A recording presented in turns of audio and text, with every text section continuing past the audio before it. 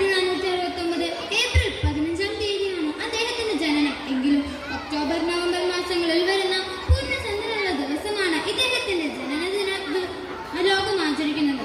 ദീപാവലി കഴിഞ്ഞ് ഏകദേശം 15 ദിവസങ്ങൾക്ക് ശേഷമാണ് ഈ ദിവസം വരുന്നത്. സിഖ് മത സ്ഥാപകരും ആദ്യ സിഖ് ഗുരുവുമാണ് ഗുരുനാനക്.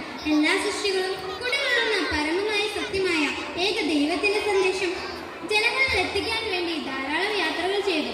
ഒരു ദൈവമുള്ളൂ, അവന്റെ പേര് സത്യം, അവനാണ് സൃഷ്ടാവ്, അവൻ ആരെയും ഭയപ്പെടുന്നില്ല, അവൻ വെറുപ്പില്ലാത്തവനാണ്, അവൻ ഒരിക്കലും മരിക്കുന്നില്ല, ചക്രത്തിനപ്പുറമാണ്, അവൻ സ്വയം പ്രകാശത്തിനാണ് എന്നാണ് ഗുരുനാനക് വിശ്വസിച്ചിരുന്നത്. അദ്ദേഹത്തിന്റെ മാതാപിതാക്കൾ ബാപ്പ മഹദ് കാലവും മാതാ തൃപ്തയും ഹിന്ദു ഇസ്ലാം മതങ്ങളുടെ സ്വരാഗങ്ങൾ ഉൾക്കൊണ്ട് ഒരു പുതിയ മതത്തിന് രൂപം കൊടുക്കുകയായിരുന്നു അദ്ദേഹത്തിന്റെ ലക്ഷ്യം. ഗുരുനാനാക്കിന്റെ 156-ാം ജന്മദിനമാണ് ഈ വർഷം ആചരിക്കുന്നത്. ഗുരുനാനാക്ക് ജനിച്ച നാംഗാന സാഹിബ് എന്ന ഗ്രാമം ഇന്ന് സിഖുകാരുടെ പുണ്യസ്ഥലങ്ങളിൽ പ്രധാനപ്പെട്ടതാണ്. ലോകത്തിൽ ഒരു മനുഷ്യനും വ്യാമോഹത്തിൽ ജീവിക്കരുത്, ഗുരുവില്ലാതെ ആർക്കും അക്കരെ അടക്കാനാവില്ല എന്നതാണ് നാനാക്കിന്റെ വരികൾ. 1539 സെപ്റ്റംബർ 22-ന് അദ്ദേഹം മരണമടഞ്ഞു. ഈ പുണ്യാത്മാവിന്റെ സ്മരണയ്ക്ക് മുമ്പിൽ ശിരസ് നമിച്ചുകൊണ്ട് ഞങ്ങൾ ആരംഭിക്കുന്നു. വേദിയിൽ Guru Nanak, master Srihari P A, സത്ര സൂക്ഷിപ്പുകാരൻ മാസ്റ്റർ ജോസഫ് ജസ്റ്റിൻ, ശിഷ്യന്മാർ master Alonso Francis, master Sebastian Benny, master Delvin Stephen, master Eden Julius and master Abhinav. രംഗമൊന്ന് കജന്തക്കിന്റെ സത്രത്തിലേക്ക്.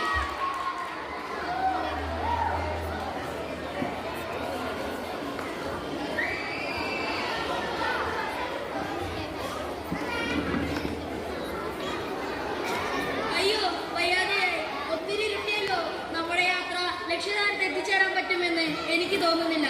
അതുകൊണ്ട് നമുക്ക് ഈ രാത്രി ഏതെങ്കിലും സത്രത്തിൽ താമസിക്കാം. നാളെ രാവിലെ പോകുന്നതായിരിക്കും ഉചിതമെന്ന് എനിക്ക് തോന്നുന്നു.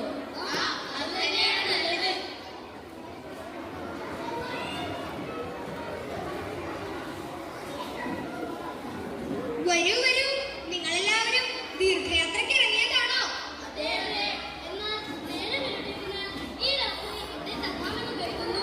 സന്തോഷം. അത്താഴമടക്കം 5 കിഴി പൊൻപണം.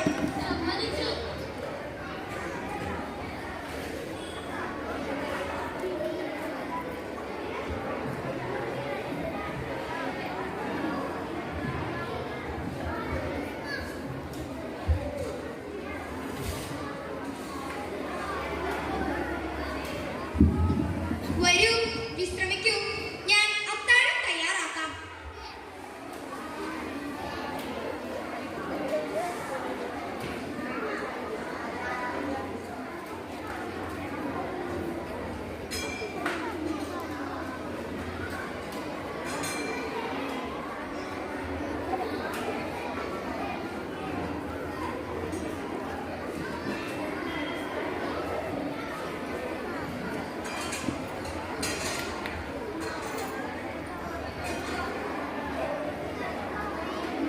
വരൂ, നമുക്ക് അത്താഴം കഴിക്കാം.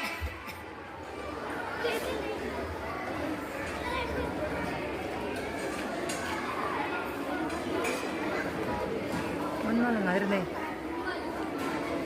ഏൽപ്പിച്ചിട്ടുടനെ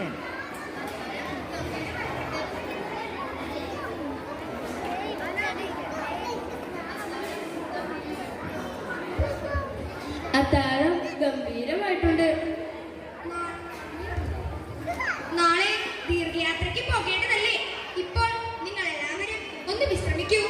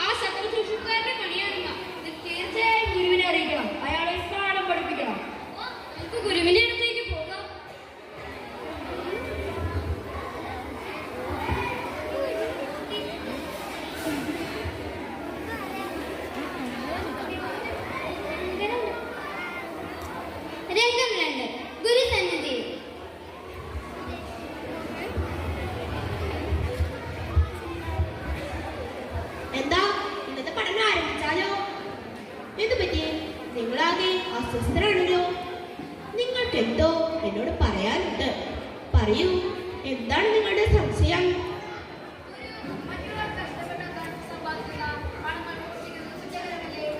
തീർച്ചയായും.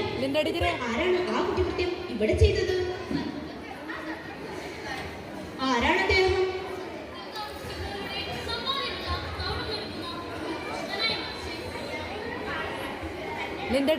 അയാളുടെ തെറ്റുകളെക്കുറിച്ച് വേണ്ടത്ര തിരിച്ചറിവില്ല. അതിനാൽ അയാൾ സൂക്ഷിക്കുന്ന മുമ്പ് അയാളുടെ തെറ്റുകളെക്കുറിച്ച് അയാൾ ബോധ്യപ്പെടുത്തുന്നത് ഉചിതം. മാറാൻ ഒരു അവസരം നൽകട്ടെ.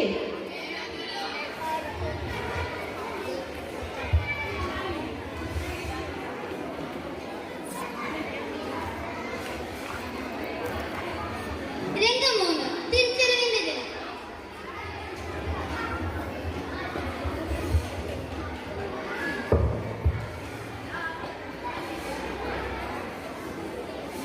സുഹൃത്തേ, ഒരു ദൂരയാത്രയ്ക്ക് ഇറങ്ങിയതാണ് ഞാൻ. എന്നാൽ നേരം സന്ധ്യയായി. ഈ രാത്രി ഇവിടെ തങ്ങി നാളെ പ്രഭാതത്തിൽ യാത്ര തുടങ്ങാമെന്ന് കരുതുന്നു. എന്നെ ഇന്നിവിടെ തങ്ങാൻ അനുവദിക്കാമോ? തീർച്ചയായും.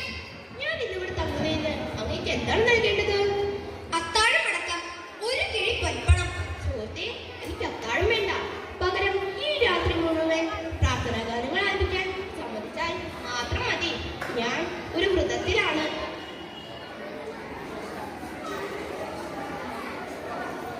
സന്തോഷം.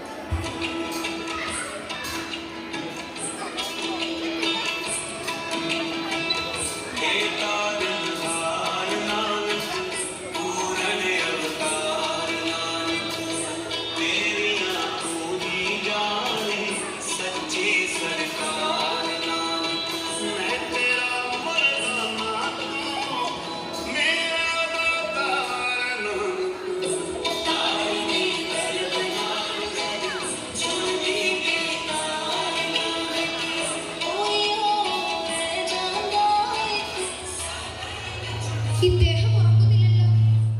എന്റെ പദ്ധതികൾ ഇന്ന് നടക്കുമെന്ന് തോന്നുന്നില്ല.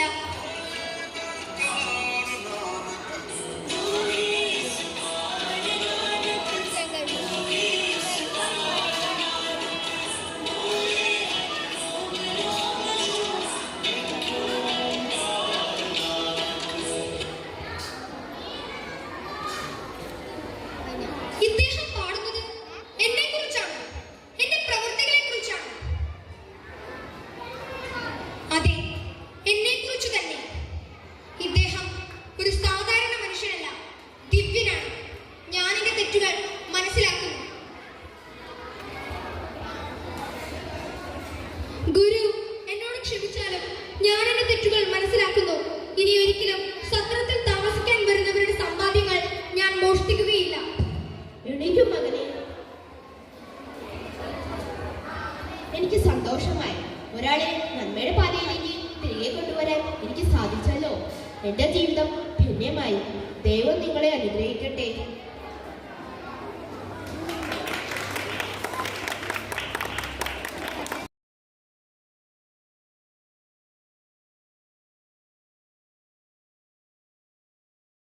അത്ഭുത കാഴ്ചകൾ. ആരാധിലെന്ത് മിഴിയുള്ളവർ നിന്നിരിക്കാം എന്ന കവിവചനം അനർത്ഥമാക്കുന്ന ദൃശ്യഭംഗികൾ ആസ്വദിക്കാൻ കൂടിയുള്ളതാണ് ഈ ജീവിതം. മരങ്ങളിൽ കുടിപാർത്ത് ശബ്ദവീചികൾ തീർത്ത് അനേകം പക്ഷികൾ.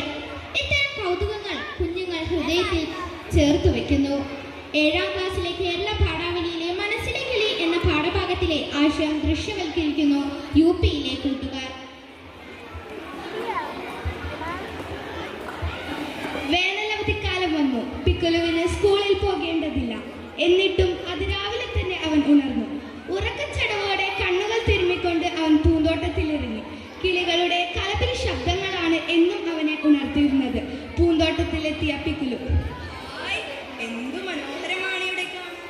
എന്റെ പക്ഷിക്കൂട്ടങ്ങളൊക്കെ എവിടെ? ആ, എല്ലാവരും ഉണ്ടല്ലോ.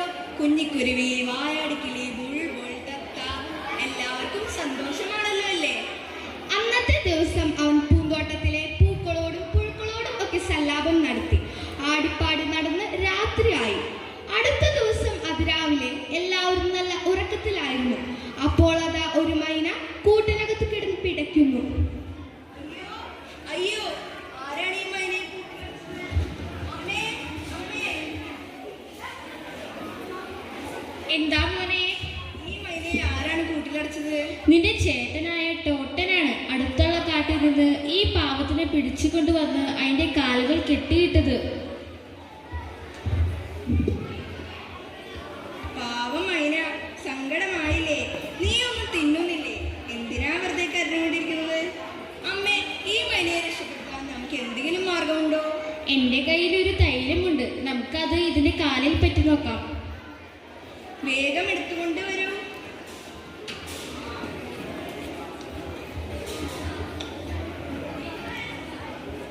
സാരില്ല കേട്ടോ, ഞാനിതിന് കത്ത് വിടാൻ പോവുകയാണ് കേട്ടോ.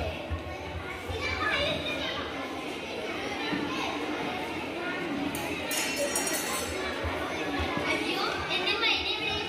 അമ്മേ, അമ്മേ, ഞാൻ ഈ കൂട്ടിലിങ്ങനെ മൈന എവിടെ? അതിനെ പിക്കുല് പറത്തി വിട്ടു. പറത്തി വിട്ടുന്നോ? എന്ത് രസം പറത്തി വിട്ടെന്ന് പറയാൻ. ഞാൻ എത്ര കഷ്ടപ്പെട്ടായി മൈനയെ കൊണ്ടുവന്ന് നമുക്ക് അറിയാമോ? എന്നിട്ട് അവനെവിടെ? പിക്കിലു, പിക്കിലു, എന്റെ മൈന എവിടെ?